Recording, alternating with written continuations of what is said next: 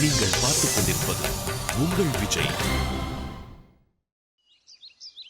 நீ சொல்றத நான் நம்பணும்னா இப்ப நான் உங்ககிட்ட ஒண்ணு கேட்க போறேன். நீயும் என்கிட்ட எதையும் மறைக்காம சொல்லணும். என்ன கேட்கணுமோ கேளுங்க. எனக்கு தெரிஞ்சத நான் மறைக்காம சொல்றேன். நான் பிசினஸ் அது இதுன்னு சொல்லி எப்போதும் வெளியூர் போயிடுறேன். ஆனா நீ எப்போதுமே வீட்டுக்குள்ளதான் இருக்க. ஜெயந்திக்கும் பிரியங்காவுக்கும் நடுவில் இருந்த ரிலேஷன்ஷிப் எப்படி?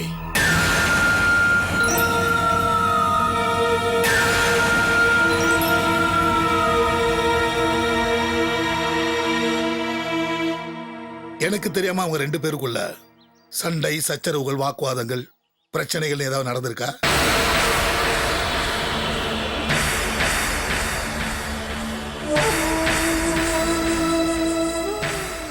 என்னம்மா பதிலையே காணோம்? பேசாம நிக்கிற?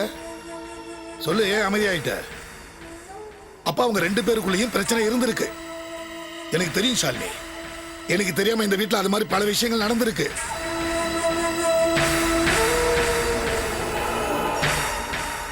மருமக உண்டாயிருக்கா, நாம பாட்டியாக போறோங்கிற சந்தோஷம் ஜெயந்தி முகத்துல துளி கூட கிடையாது. அதை நான் அப்பவே கவனிச்சேன். பதிலுக்கு பிரியங்கா கர்ப்பமானதை நினைச்சு அவ ரொம்ப வேதனைப்பட்டா.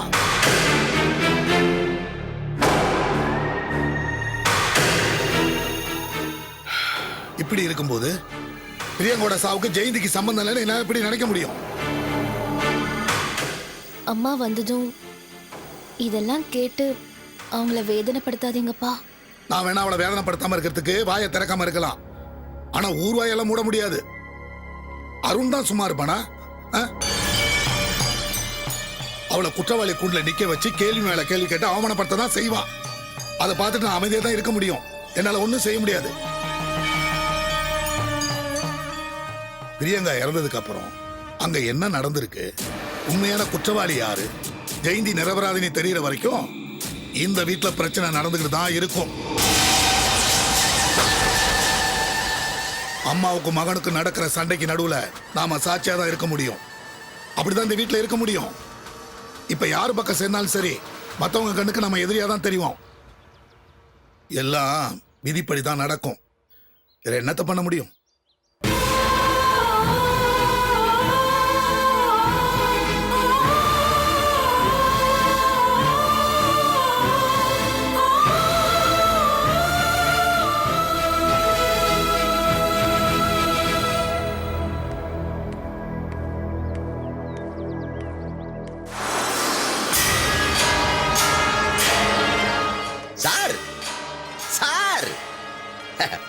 வணக்கம் சார்.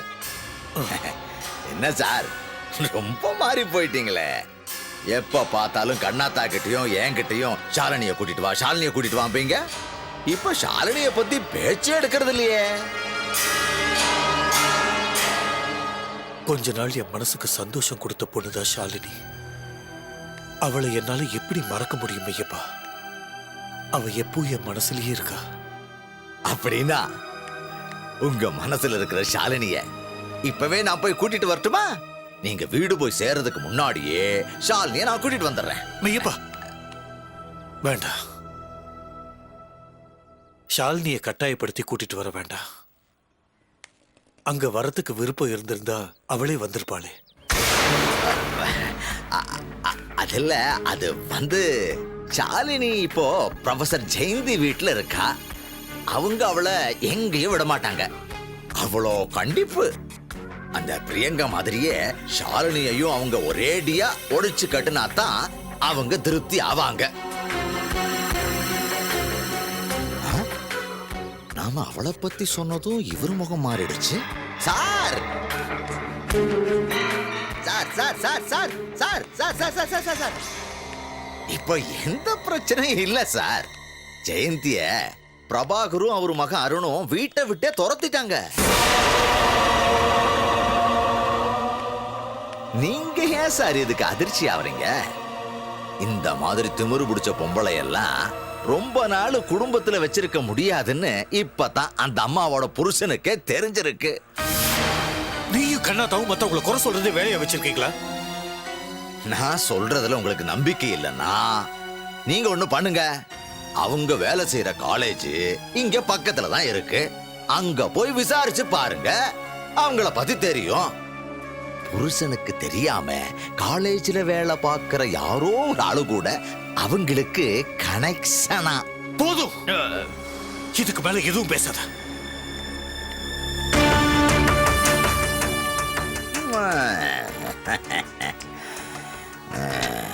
புருஷனுக்கே இல்லாத டென்ஷன் இந்த ஆளுக்கு எதுக்கு? சின்ன வயசுல 2 பேரும் ஒன்னா ஊரு சுத்துறவங்க தானே, அதோட எஃபெக்ட் கிட்டா இருக்கும்.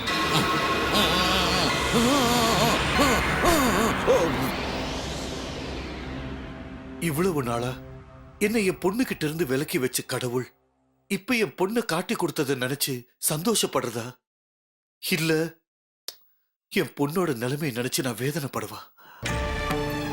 எனக்கு ஏன் இப்படி ஒரு நிலைமை அருணாச்சலம்? பாரதி, ஹாஸ்பிட்டல்ல பார்த்த பொண்ணை நீ உன் பொண்ணுதான் கன்ஃபார்ம் பண்ணிட்டியா? என்ன அருணாச்சலம் இப்படி கேக்குற? அந்த பொண்ணோட டைரியில அப்பான்னு என்ன அடையாளப்படுத்திருக்கு.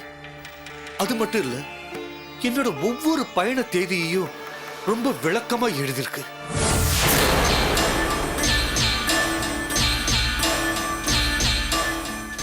என்னோட பொண்ணு யாருன்னே தெரியாம தேடி அலைஞ்சிட்டு இருந்த நேரத்துல என் பொண்ணு இந்த அப்பாவை தெரிஞ்சு வச்சுக்கிட்டு பக்கத்திலேயே வராம விலகி இருந்திருக்கா. என்னோட போட்டோவை பத்திரமா பாதுகாத்து அவ டைரியில வச்சிருக்கா. இதுக்கு மேல என்ன ஆதாரம் வேணும்? என்ன சாட்சி வேணும்? பாரதி, நீ யோசிக்காம எந்த முடிவும் எடுக்க மாட்டேங்கிறது எனக்கு தெரியும். இருந்தாலும் இந்த விஷயத்துல ஜாகிரதையா ஒரு முடிவு எடு.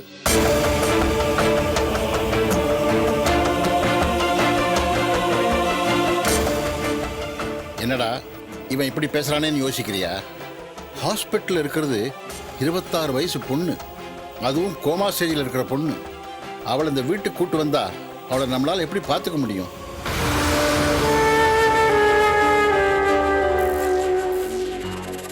பாரதி, இன் மை ஒப்பீனியன் அந்த பொண்ணு டாக்டரோட பாதுகாப்புலேயே ஆஸ்பத்திரியில் இருக்கிறதா பெட்டர்னு தோணுது. நானும் முதல்ல அப்படிதான் யோசிச்சேன். ஆனா எத்தனை நாளைக்கு அவளை இப்படி விட்டு வைக்க முடியும்? எதிர்காலம் என்னன்னே தெரியாம கேள்விக்குறியோட ஹாஸ்பிட்டல் இருக்கிற அந்த ஏஞ்சலை நான் ஏத்துக்கிறதா என் மனசை தயார்படுத்திக்கிட்டேன். முழு மனசோட நான் ஏத்துக்க போறேன்.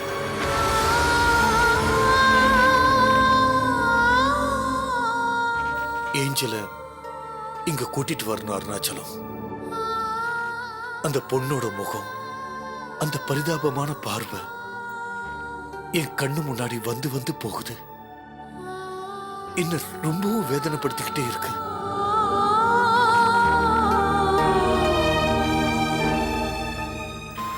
கருணையே இல்லாத கடவுள் சில நேரங்கள்ல இந்த மாதிரி முட்டாள்தனத்தை செஞ்சு அதை ரசிக்க வேற செய்வான். அது கடவுளுக்கு விளையாட்டு. ஆனா நமக்கு வேதனை, உயிர் போற வேதனை.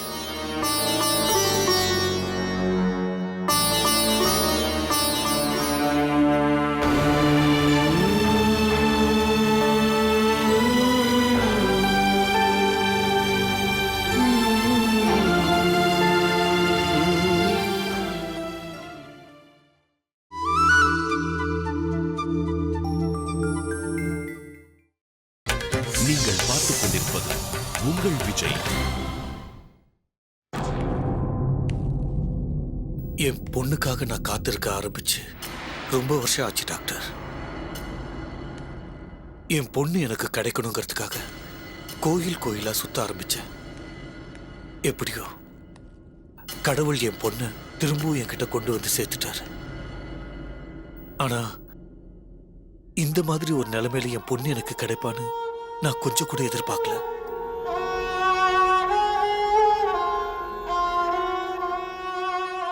கண்ணில் பார்க்குற அநாத பொண்ணுங்க எல்லாருமே என் பொண்ணா இருக்க மாட்டாங்களான்னு நான் ரொம்ப ஏங்கியிருக்கேன். அப்பதான் என் கண்ணு முன்னாடி கள்ளம் கபடமே இல்லாத ஒரு பொண்ணு வந்தா. அவ பேர் ஷாலினி.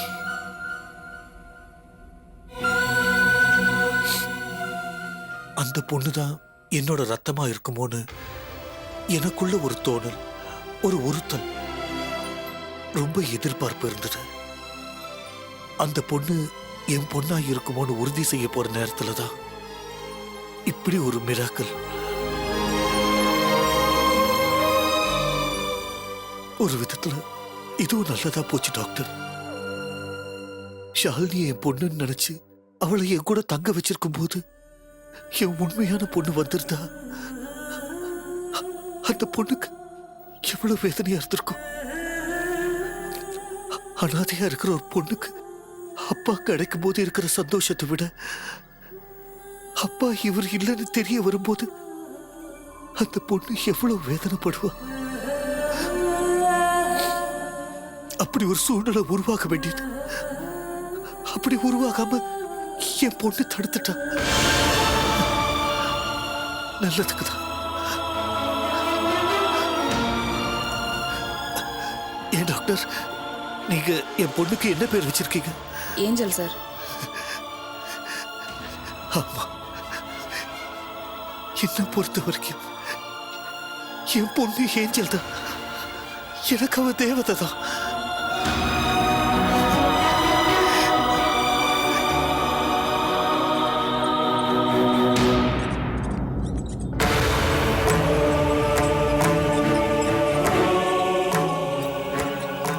இருங்க இருங்க. பார்த்து.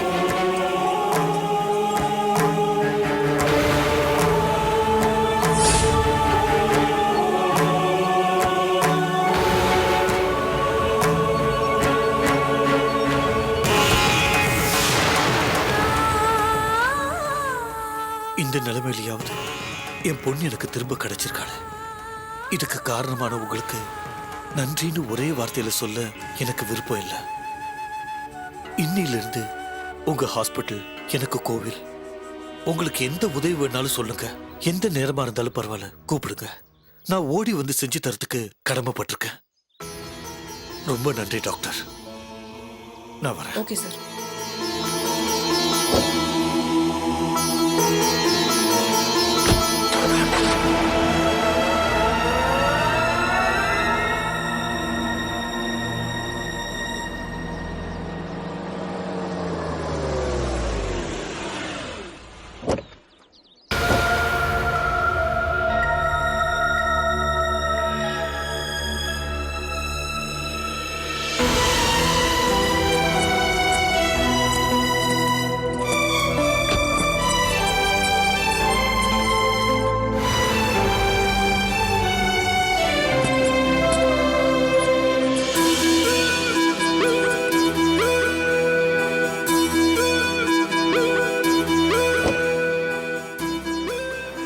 நம்ம வீடு வந்துருச்சுமா.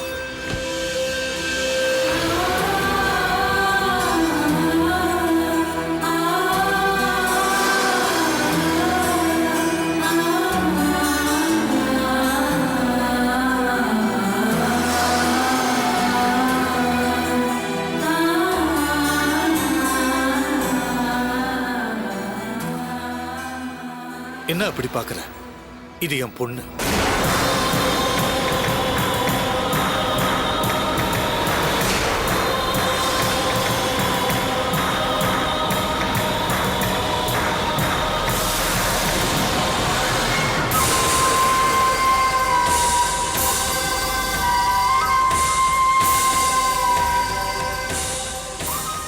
பேரு angel.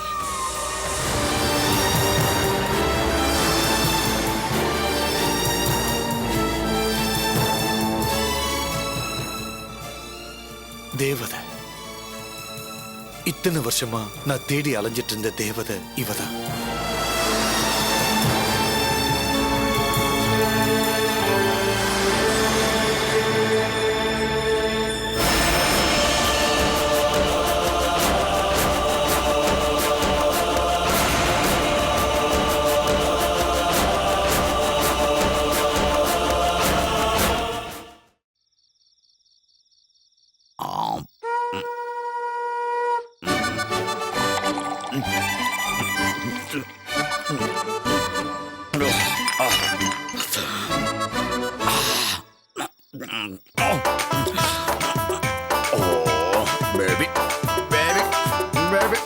baby, baby, baby, baby, baby, baby, baby, baby, baby, baby. கண்ணாத்தா எப்போ வந்த செல்லம்? ஆமா, இந்த விரதம் எல்லாம் எத்தனை நாளைக்கு உனக்கு தெரியாதோ? அப்படியே இங்க குடிச்சிட்டு கும்மால போட்டுட்டு இரு. அங்க வர வேண்டியவ வந்துட்டா. ஆ, வர வேண்டியவளா? எவாவோ? யோ, அங்க எழுத்தாளர் இருக்கான்ல, அவன் ஒரு கை கால் விளங்காத பொண்ணை கொண்டு வந்து வீட்டுல வச்சிருக்காயா? ச்சே, கல்யாணம் ஆகாத ஒரு ஆளு இத்தனை வருஷத்துக்கு அப்புறம் ஏதோ ஆசைப்பட்டு உன்னை கூட்டிட்டு வந்திருக்காரு.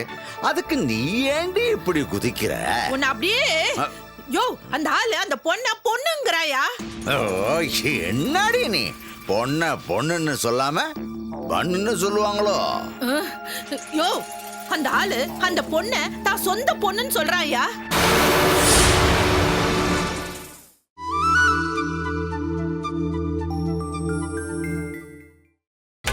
நீங்கள் பார்த்துக் கொண்டிருப்பது உங்கள் விஜய். அந்த ஆளு அந்த பொண்ண தான் சொந்த பொண்ணுன்னு சொல்றாயா?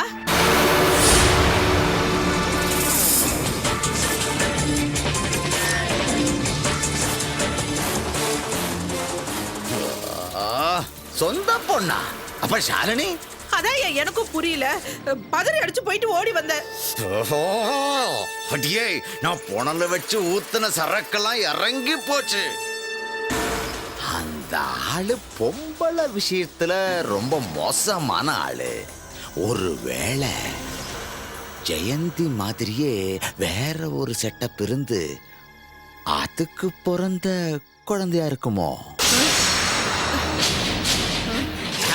இல்லடி, இல்ல, அதுல ஏதோ தப்பு நடந்திருக்கு. கண்டுபிடிக்கிறேன், மெய்யப்பன் கண்டுபிடிக்கிறேன். மறுபடியும் இந்த மெய்யப்பன் சிபிஐ ஆகிறேன். என்னையா பண்ண போற?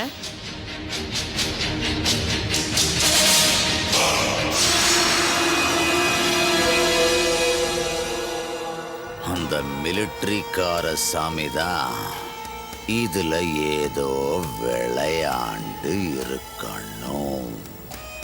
அவர்கிட்ட எப்படி உண்மைய வர வைக்கணும்னு எனக்கு தெரியும். இங்க பார், எது செஞ்சாலும் கொஞ்சம் யோசிச்சு செய். இல்ல நம்ம சாப்பாட்டுல மண்ணு விழுந்துரும். புரியுதா?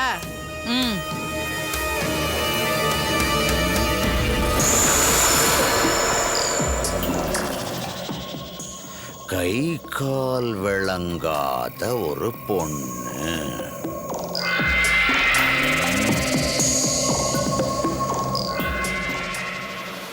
பிடிக்கிறேன், கண்டுபிடிக்கிறேன்.